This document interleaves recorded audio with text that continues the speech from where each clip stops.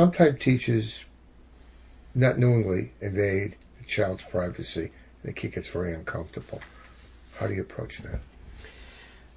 Teachers, again, perhaps they're feeling that they're being helpful. They'll pick up on a kid doesn't seem right that day.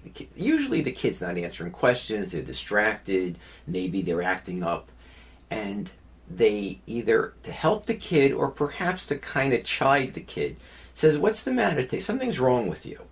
What is it?" The kid's going to say, especially a grade school kid, but even a middle school kid, most kids are going to say nothing. They're not going to start revealing what's going on in their home. And they start to delve and say, "Is there anything going on in your home?" And now suddenly all eyes are on this kid. Now, this teacher may or may not know that there's a big marital problem or alcohol problem in that house. And again, they see themselves as being supportive, being empathic. You don't do that. You don't do psychotherapy in front of a group of people. There's a reason there's something called confidentiality. You do it behind a closed door. And especially a child of all people, because they can't begin to know how to handle that situation. Should they call a parent in and talk to me, notice some change in the kid's behavior? What can we do to help the child? Would that be a better approach? Much better approach.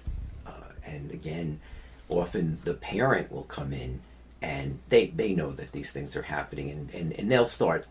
Very often, I know with the therapists more so, but even with teachers, they'll tell me, they'll start to give them a little feedback about what's going on in the house. But that's, for, again, between the adults. That's not for a child to be asked in class.